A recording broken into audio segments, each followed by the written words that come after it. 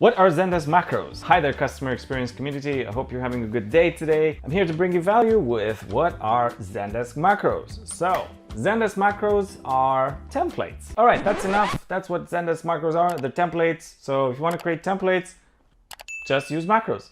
Macros in Zendesk are a way for you to improve the agent experience, to make them be more productive so they can respond to customers faster. Now on the customer side, they will know what you're doing if you're using a template or not, but they will notice a hasty answer to their question. Like for example, the very organized answer, which is very well written and very maybe timely sent, because if you have this already laid out as a template, you can just change it a little bit and just send it to the customer. Now, how it works usually is you can modify ticket properties. Agent experience for the macro. So the macro itself for the agent is, as you know, on the bottom left, you have a way to, very quickly activate it. You can even search for a favorite macro, and you essentially, with it, you can send a reply to the customer, or you can modify ticket properties, or you can do both. Now, the nice thing about macros is you can use dynamic content and you can leverage Zendesk functionality. For example, you can get the name of the customer automatically. You can get information from the ticket on the left-hand side, so you can automatically pull it from there, their address, their order number, their whatever. You can get it there faster in a written format, and it looks good,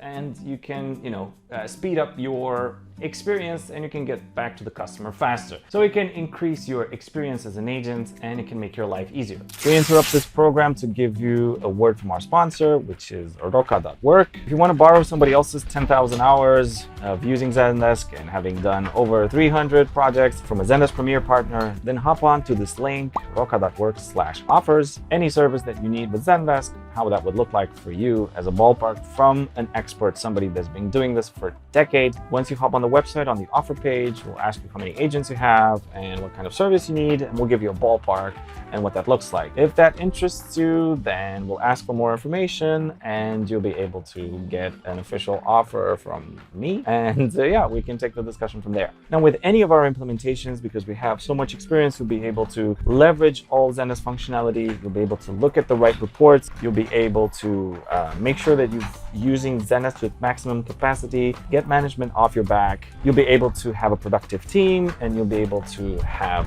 fast responses. You'll be able to get back to your customers faster, which increases your customer satisfaction, and you'll make sure that Zendesk doesn't crash when you change something. So I'll see you on the other side in roka.work/offers, and we'll take it from there. Bye. As a best practice, if I do something more than twice, I create a macro for it. This is my philosophy, and maybe you can use it too. Now, the great thing about macros and these templates is that you can create one for your team, you can create one for your group, or you can create one for yourself. So if you're in a very specific function and you want to just be, very prolific and very proactive actually with how you do things, and you don't want to wait for somebody in your team to create these for you, you can just create them yourself. If you get the permission, of course, from your team leader, because this is a custom role that has to allow you to create macros for internal purposes. So you can create them for yourself and be more productive. As I said, if you do it more than twice, create a macro, and you just have to rewrite that thing a little bit and then just send it to the customer. If you have repetitive cases that you always need to,